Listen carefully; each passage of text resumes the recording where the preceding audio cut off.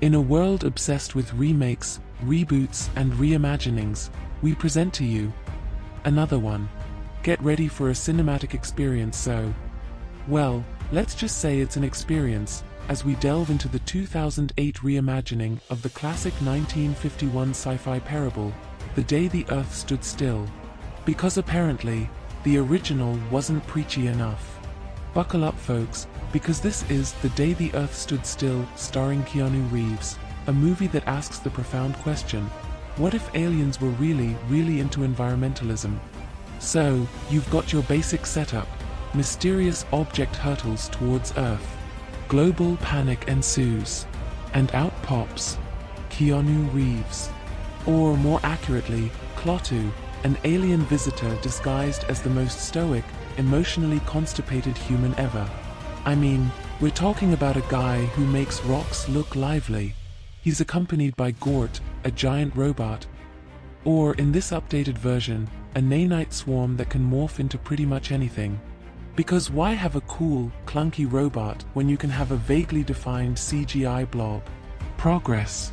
Now, Klaatu's got a message for humanity, and it's not exactly a greetings, we come in peace kind of vibe.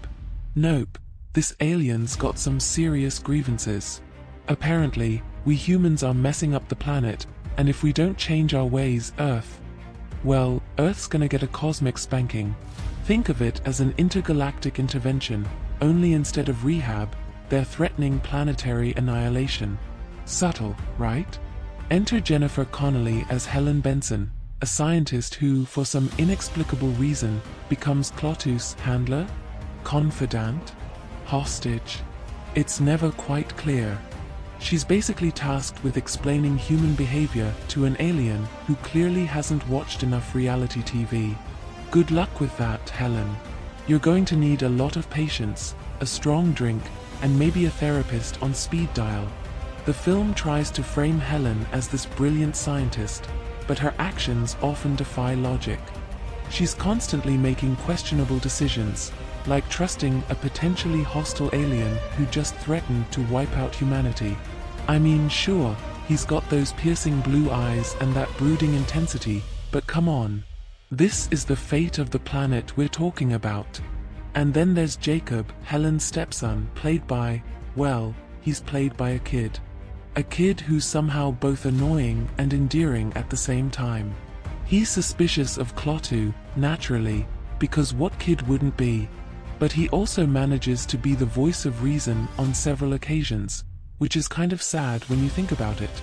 A child is more logical than the supposed adult experts. That's our movie in a nutshell. Klaatu's message is, of course, the film's central theme.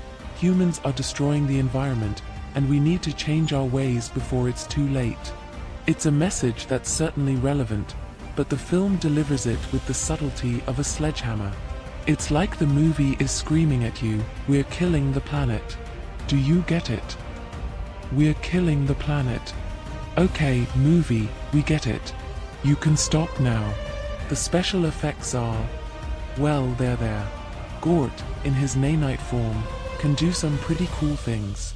He can turn into a swarm of insects, he can disable technology, he can even create a giant sphere that, I don't know, absorbs stuff? It's never really explained. But it looks cool, I guess. And that's what matters, right? Visual spectacle over coherent storytelling. That's Hollywood for ya.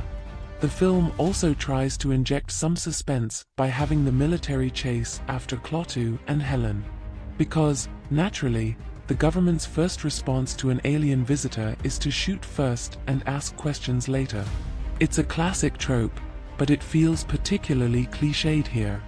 These military guys are less like trained soldiers and more like Keystone cops. They're constantly getting outsmarted by Helen and Klaatu, which makes you wonder how they even manage to tie their own shoes. And let's talk about Klaatu's powers. He can control technology, he can manipulate matter, he can apparently communicate with animals. He's basically a god. So, why does he need Helen to explain human behavior to him? If he's so all-powerful, shouldn't he already know everything? It's a plot hole so big you could fly a spaceship through it. A spaceship piloted by a confused alien, of course.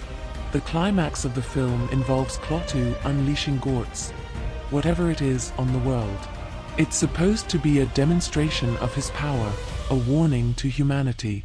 But it just comes across as a giant CGI light show. Things explode, stuff gets absorbed, and the world is briefly plunged into chaos.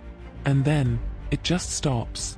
Klaatu decides that humanity might be worth saving after all, because reasons. He gives us a second chance, because apparently, he's feeling generous. Or maybe he just ran out of budget for more special effects. The ending is, well, it's an ending. It's not satisfying, it's not particularly meaningful, it's just there. The film wraps up with a voiceover message from Klaatu, telling us that we need to change our ways or face the consequences. It's the same message he's been hammering home for the entire movie, only now it's delivered with even more gravitas. Because, you know, we didn't get it the first time, or the second time, or the third. So, there you have it. The Day the Earth Stood Still, 2008. A film that takes a classic story and, well, it does something with it. It's not terrible, it's not great, it's just there. Like a slightly moldy piece of bread in the back of your fridge. You know it's not good for you, but you're not quite sure if you should throw it away yet. If you're looking for a thought-provoking sci-fi film with a powerful message, you're better off watching the original. Or, you know, reading a book. Or just staring at a wall. It'll probably be more entertaining. But if you're a fan of Keanu Reeves' stoic acting, giant CGI blobs, and heavy-handed environmental messages, then this is the movie for you. Just don't expect to be blown away. Unless you're easily impressed by explosions and vaguely defined special effects. This movie's less Klaatu Baroda Nikto and more Klaatu Baroda meh. It's a remake that adds nothing new to the conversation, except maybe the question, why? Why did they make this movie?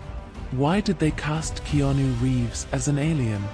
Why did they think we needed a CGI blob instead of a cool robot?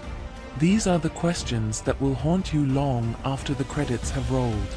So, if you're looking for a cinematic experience that will leave you pondering the fate of humanity, the dangers of environmental destruction, and the mysteries of the universe, maybe skip this one. But if you're looking for a movie that you can watch while scrolling through your phone and occasionally glancing up to see things explode, then, well, this is still probably not a great choice. But hey, at least it's a movie. Right? Right?